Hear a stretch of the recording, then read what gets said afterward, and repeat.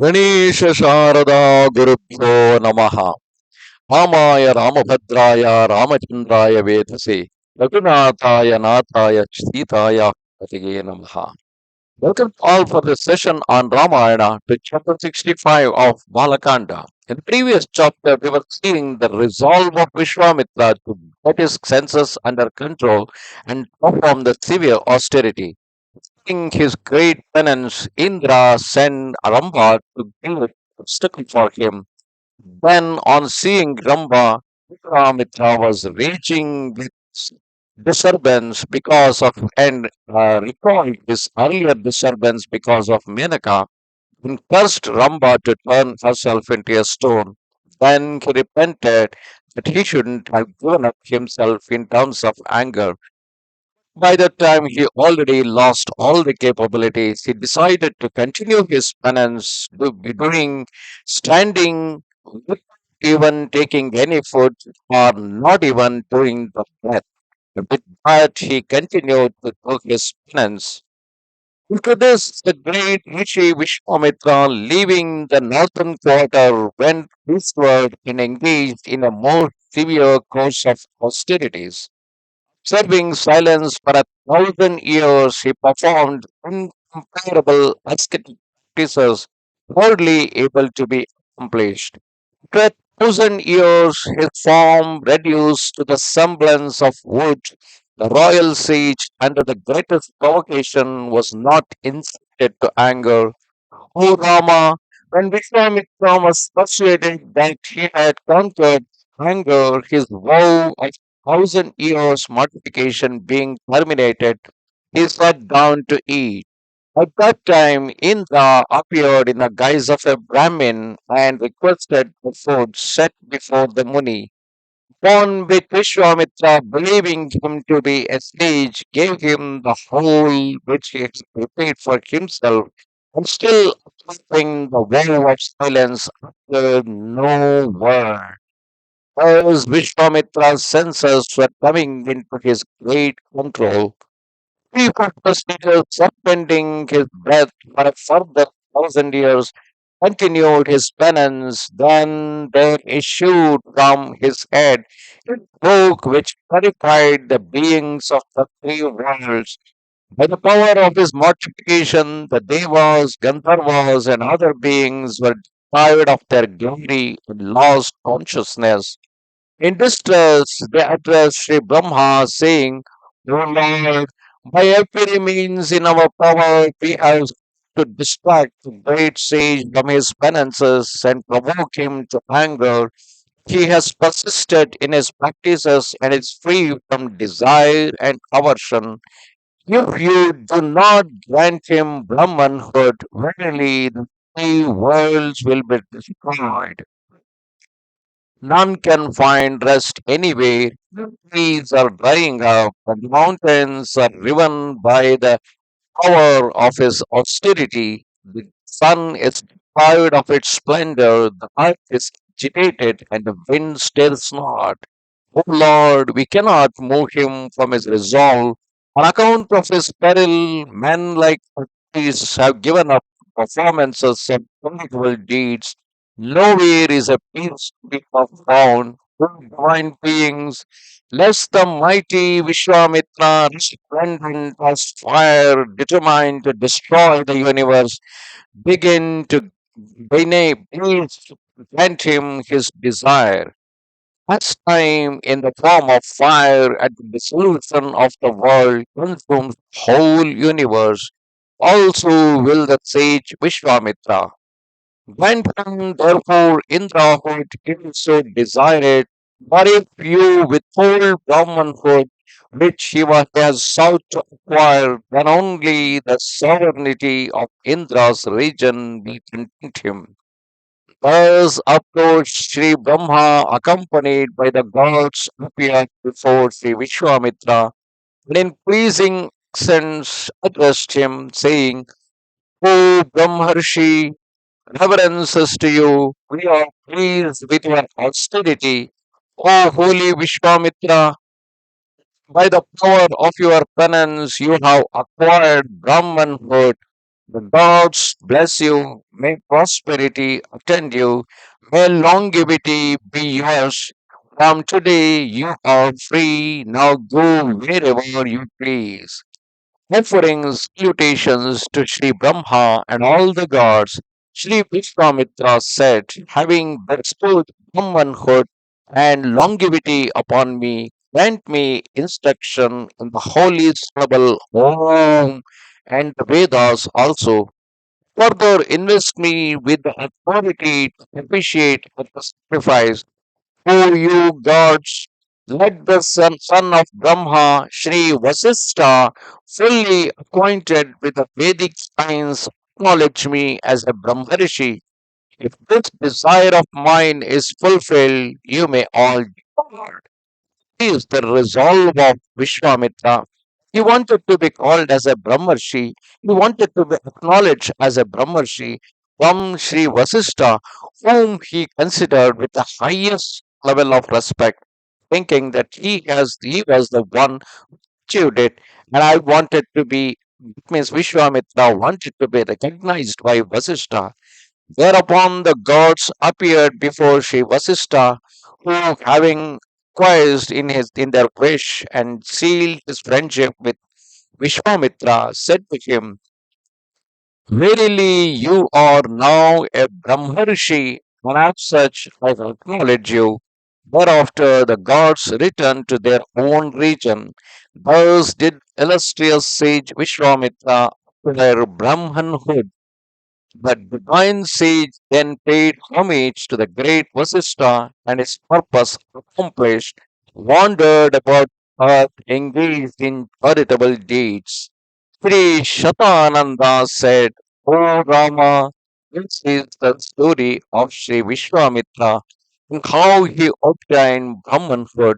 O Raghava, verily he is the chief of sages and personification of yoga. Constantly engaged in acts of virtue, he still performs rigorous penances. Having uttered these words, Sri Shatananda became silent. When this excellent sage had ended his narrative, King Janaka, in the presence of Rama and Lakshmana, humbly addressed Sri Vishwamitra, saying, O chief of sages, blessed am I that you have come here with Sri Rama and Lakshmana to my sacrifice. O Muni, you have by your presence done us great honor.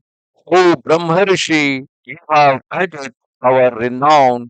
Sri Rama, my counselors, and I have heard the story of your wonderful austerities and also your excellent qualities. O great sage, immense is your power, unimaginable your penances, incalculable your virtues, nor does one ever tire of hearing of your marvelous deeds. O illustrious Lord, sun has set and the time of evening devotion is near. Graciously grant us leave to depart. In the morning we shall see you again. The Vishwamitra, gratified by the king's words, praised him and granted him permission to depart, upon which King Janaka rose and circumambulating the great sage, his departure, accompanied by his spiritual preceptors, sister and relatives, honored by the sages, the great Vishwamitra, with Sri Rama and Lakshmana, also returned to his abode. Thus ended chapter 65 of Bala Kanda in Ramayana, in which we have seen King Janaka praising Vishwamitra regarding his great austerity, which turned him from Kshatriyahood into the Brahmanahood. However, Brahmanahood, what is being referred in the story, is not equal to the currently existing caste of Brahmana. The caste of Brahmana is like someone being born a Brahmana with his father or his forefathers not necessarily having achieved the Brahmanahood. Probably someone long years and years back might have achieved the Brahmanahood, He might have been called as a Brahmana, and he was maintaining all the austerities what is required to maintain his Brahmanahood. And incidentally, after him, his sons and the following lineage may not be observing all of them, but still they will be called as Brahmanas. This in India, if someone in their family has performed the Vajpaya Yaga, the people in his lineage are called Vajpayis. Someone has performed the Soma Yaga, people in the lineage were all called as Somayajis. It's a honor, it is in honor of their forefather having performed such great yagas. Even someone in among their forefather, if they learned, mastered two Vedas or three Vedas or four Vedas, are respectively called as Vedis, Vedis or Chaturvedis. It is in honor of their forefather, not necessarily that all of them would have maintained same vigor. In fact, today, going by the current practices in Bharata, not many Brahmanas are remaining. Most of them who claim to be belonging to a Brahmana caste, including myself who is narrating this story, I do belong to the same caste. However, I lived the life of a Shudra because I worked for an organization using all my skills, delivering my skills, and for the skills that I was delivering it, I was paid the salary every month, and thus it was a life of a Shudra. And I was taking care of only my comfort and nowhere the comfort, nowhere the best of the whole world. I was only selfish, taking care of my own comforts. Most people who claim to be a Brahmana actually live the life of a Shudra, so they will be considered under the Varna of Shudra course, there is nothing to undermine about the Varna or Shudra. It is just to tell about the mentality. There's nothing greater, I mean, something undermine about it. Those who use their skills, earn their livelihood, and get salary paid for their skills or the services being offered, they come under the Shudra Varna. Entrepreneurs who maintain a big enterprise, do a lot of business transactions, and with that they could able to feed several mouths and they could able to take care of several families and maintain as an entrepreneur. They belong to the Vaishya Varna. And those turn to politics are those turn to be the rulers, leaders, those who turn to be the public services, I mean, like the defense services or police services, like providing protection with their capability, with their strength, they naturally comes under the Kshatriya clan, ruling over the people. Whether they rule it dharma or adharma is secondary. Even a Vaishya, when they are doing business, whether they are ruling it with all the dharma or adharma is secondary.